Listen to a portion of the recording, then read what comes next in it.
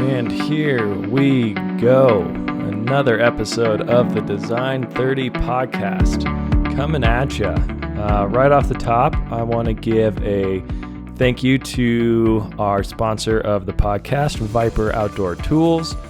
Also, just want to let people know that I did a design review of the camp trowel that I designed with Viper Outdoor Tools.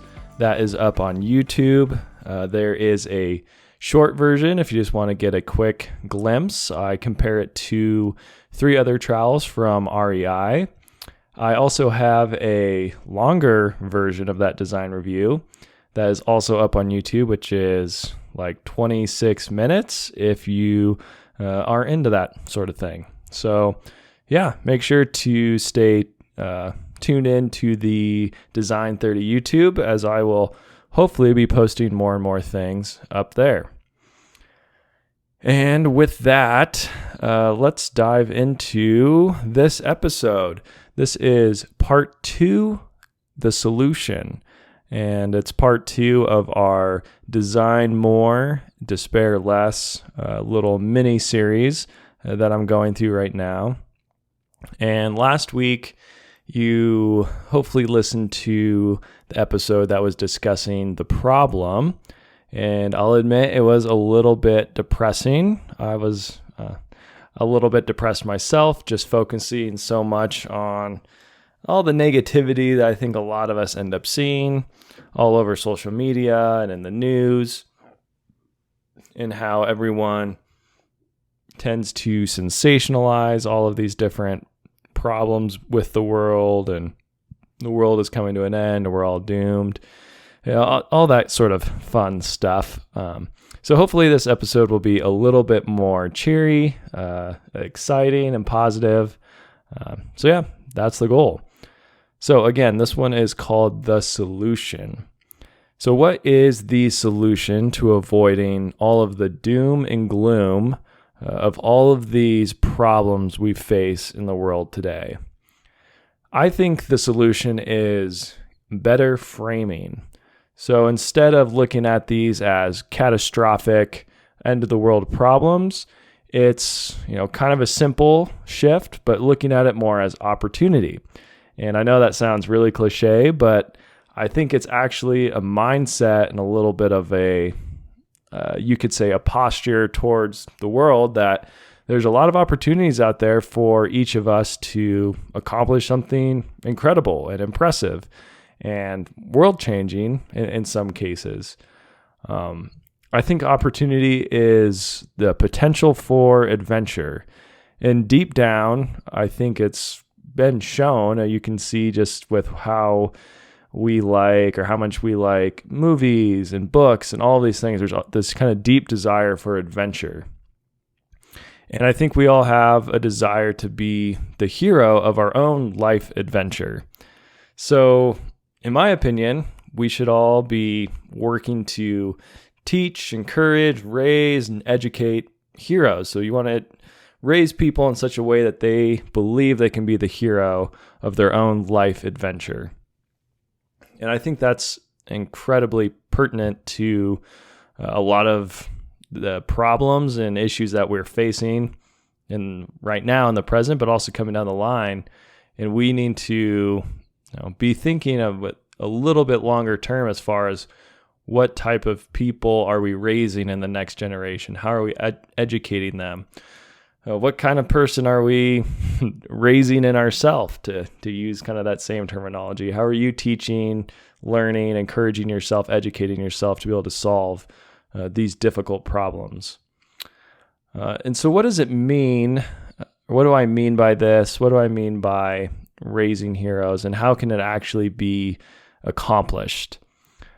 So in this context, I would say a hero is somebody who has the desire, number one, the discipline, and also the ability to solve complex problems. And they're also someone who actually chooses and is willing to try.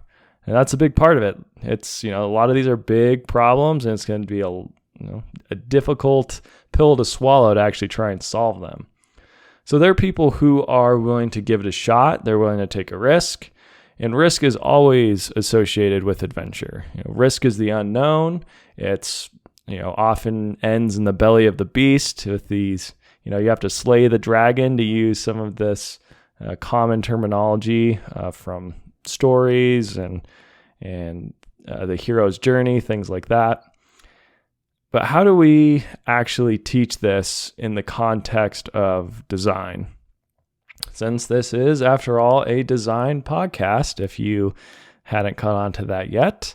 So we need to reframe these problems into opportunities, and then teach the skills and develop the abilities of the people we're teaching to actually attempt real solutions.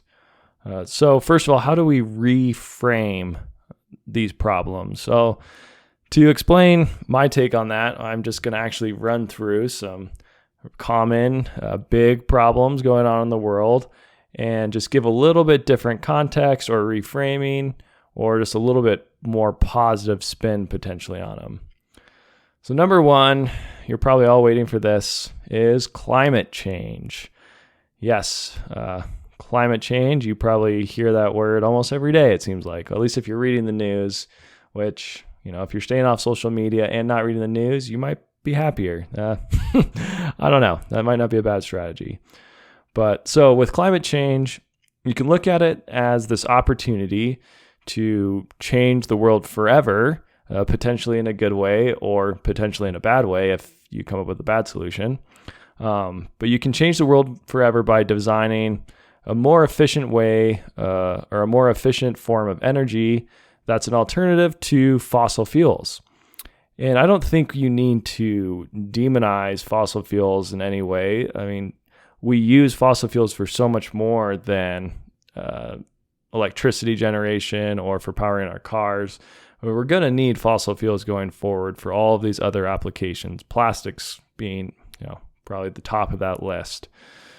So you can look at it with this idea that you don't have to bring down another industry of fossil fuels and things, coal, things like that, but that this is going to be, it's going to be something that we need to find more ways of generating energy. Maybe it's not going to happen as soon as some people think, but it's going to be needed at some point. And if you can develop a more efficient way to create the electricity that runs potentially electric cars, things like that, it's also going to be very lucrative and potentially something you can expand throughout the world and help bring some of these other countries that are more in a developing stage up to a higher standard of living. So really, there's this entire cascade of opportunity that comes from this. One right off the top of my head is batteries. It's a big thing right now, obviously, with Tesla and electric vehicles and looking at wind energy and solar energy and all these things that generate electricity. And we need some way to store that because it's not always sunny and it's not always windy. So battery technology is going to be a huge area of innovation. And that's been said for a lot of years, but we really haven't had a breakthrough in quite a while. So there's a huge opportunity right there.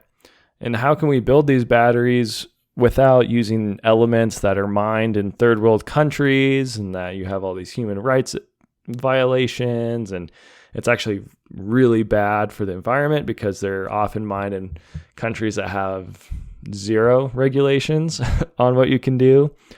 So there's a lot of challenges just in this realm of batteries that need to be solved, a lot of problems that need to be solved, a lot of opportunity to make an impact on the world. So there's just so much opportunity for improving the world for so many people. I mean, this goes way beyond the United States or whatever country you're living in. It really will fan out to the entire world, for good or for bad. I mean, bad solutions here, coming up with a bad answer for these problems is going to impact potentially a lot of people all around the world. Another problem, staying on this theme of energy, is designing safer nuclear reactors. What about a reactor that instead of overheating and blowing up or melting down, it actually just shuts itself down? And thankfully, these already exist. thanks to physics and really smart people, there are nuclear reactors that as they overheat, they actually slow the reaction down and shut themselves down. But a lot of people don't know that. So there's a lot of public education that probably needs to be improved. And we need to figure out ways to utilize all of these spent fuel rods. I mean, I don't necessarily have any ideas right off the top of my head. I don't know that much about nuclear physics. I did take one class on it in college, which was really interesting. But I'm sure there's some use that some creative, smart person is going to come up with for what do we do with these spent fuel rods? They're still radioactive, maybe producing heat that can be utilized in some way. I don't know, but I think there's something there. And then let's switch topics quite a bit. Here's another thing that I haven't necessarily seen in the news too much as of late, but definitely is a problem, especially in the United States, and that's our prison system. It's full of people, for a lot of different reasons. We often have repeat offenders, so people who go to prison typically end up going back to prison after they get out. So there's not a system in place that's actually improving or rehabilitating these people in any way. And obviously I know not everyone is going to be able to be rehabilitated, but I think we could do a lot better and reduce the amount of people who end up going back to prison by a significant margin. And that's going to benefit everybody. So you can reframe this problem as, how can we design a prison system that recognizes the need for public safety, which is, obviously a top priority, but also recognizes human dignity, and it realizes the extreme need for rehabilitation with people who are finding themselves in prison or making these bad decisions. And, there's a lot of rehabilitation that needs to go on. So what if we could come up with a system that, just throwing ideas out there right now, gives them some sort of meaningful job, work that they can do that actually benefits society. And then in that process, they gain meaning from doing work that's actually meaningful. They gain a little bit of additional dignity or self-worth. I don't know necessarily what people need in prison. I'm not an expert, but I would assume that all of those things would help reduce the amount of people who end up going back to prison. And then they would also be building a skill. So it's something that they could implement once they're out of prison and actually, make money, hopefully in a non-illegal sort of way. So yeah, I think there's a lot of potential solutions. It is a big problem, and we need to, that's something we need to teach the next generation, maybe become more educated ourselves of what the real problem is, and then be creative in thinking about new solutions and willing to implement them and give it a shot.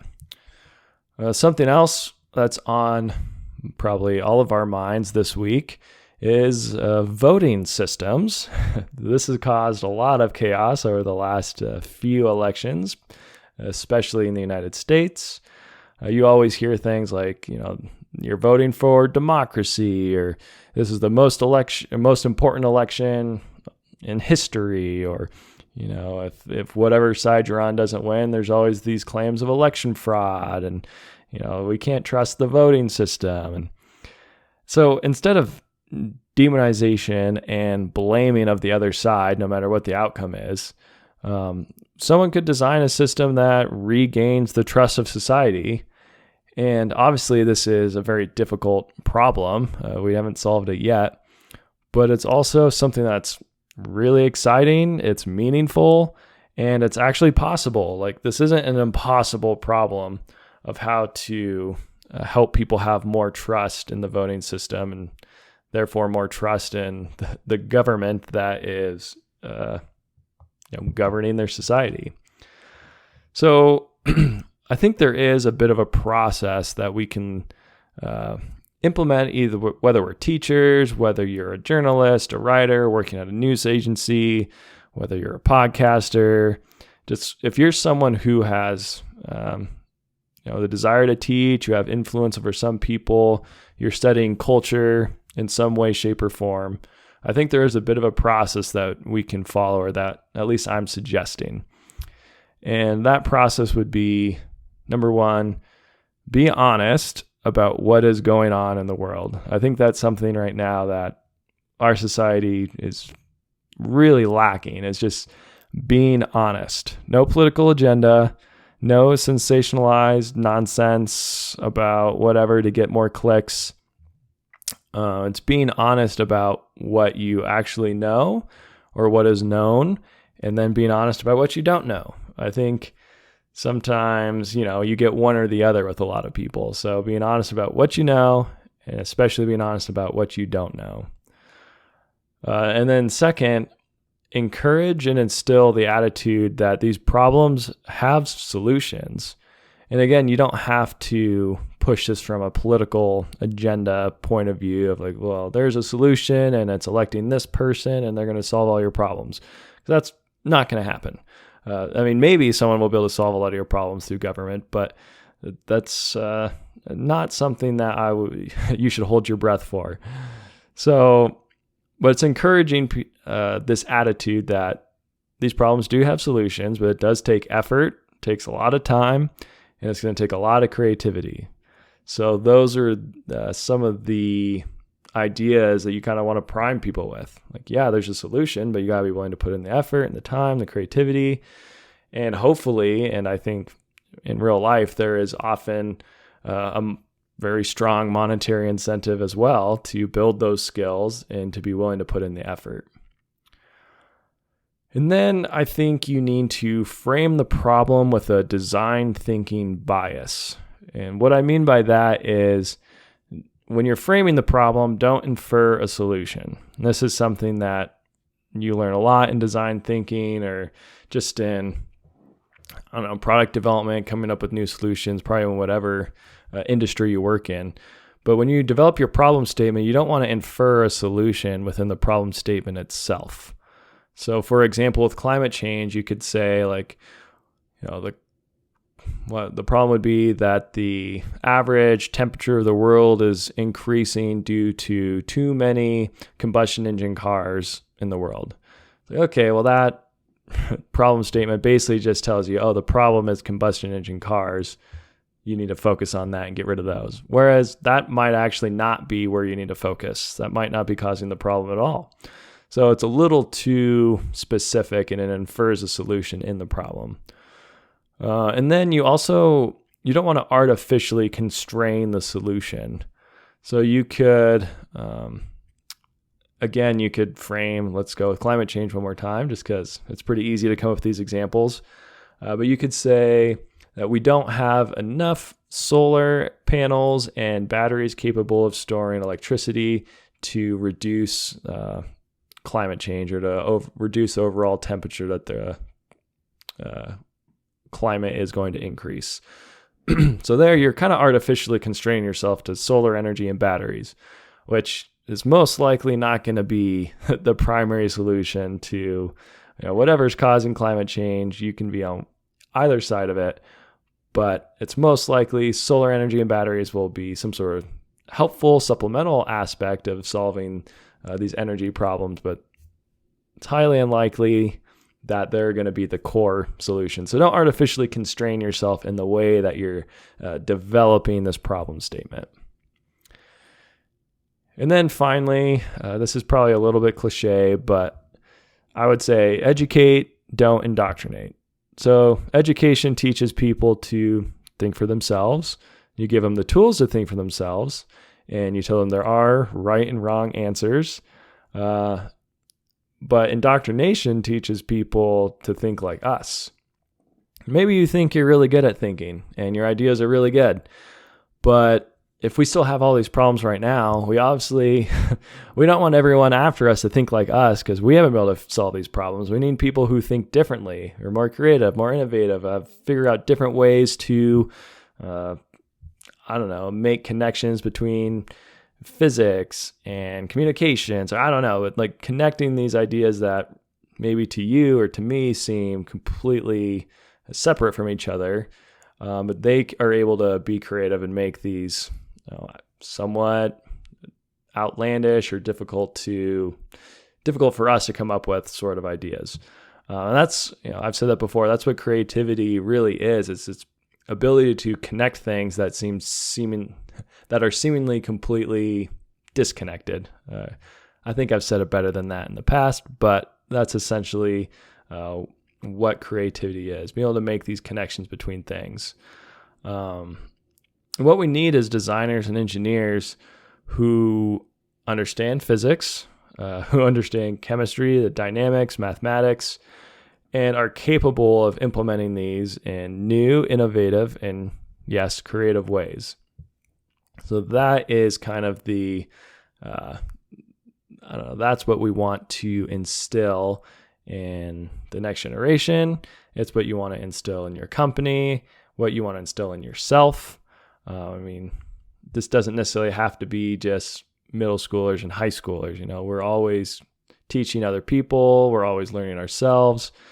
So this message really, I'm not trying to constrain it just to the next generation, although I do think that's important because it's just the fact of life that older people have a lot of influence over the next generation.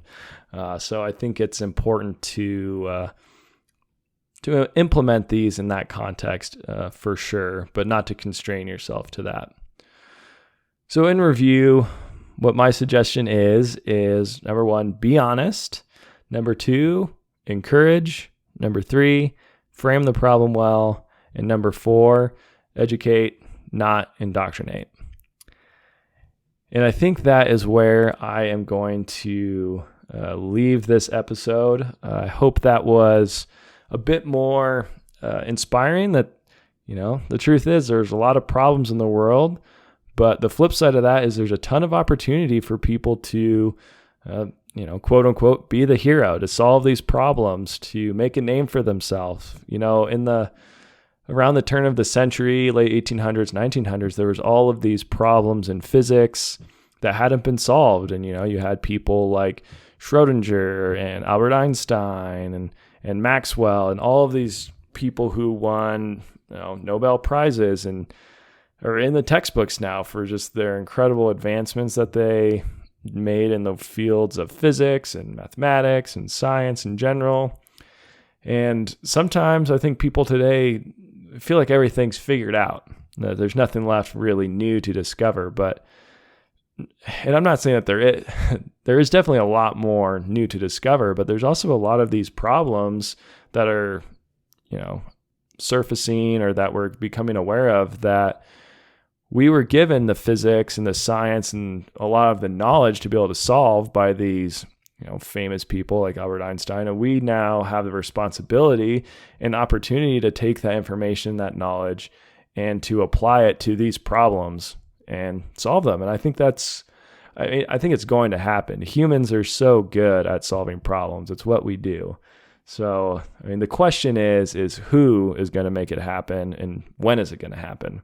So I think that's the challenge, is just trying to figure out how you can fit yourself into that process and into changing the world. As cliche as that sounds, I think there's a lot of small ways that we can all do things to impact the world. And there's a lot of big things right now that honestly, someone's got to take a swing. Someone's got to go for it. So yeah, why not you? Why not me? Why not, encourage your kids, encourage your students, whoever it is, to be that person to solve these big problems. So, okay. Yeah. With that, I am going to end this episode, and I hope you all have a great week, and hopefully all this election stuff doesn't drag you down too much. And yeah, make sure to stay tuned to the Design30 YouTube channel. Love it if you would subscribe to that. And there will be some more videos being posted there. I'm trying to get a little bit more, dive in a little bit more into the videos, and maybe doing some short little things on my whiteboard that I film and put up. I'm not 100% sure yet. But yeah, make sure to subscribe to that channel. And as I've been saying every week, follow the Design30 Substack. I've got a lot of ideas that I want to write down and post there. So make sure to sign up for that, and you can do it for free, and you just get whatever I write directly into your inbox. What else? Instagram, I'm always posting things on there. So you can always find more information, more updates on my Instagram page. And with that, I think that is everything. So one more time, thank you to Viper Outdoor Tools for being a supporter of the podcast. Go check out their stuff. There's going to be some new products dropping soon, which I'm very excited about. And yeah, have a great week, everybody, and we will talk to you next week.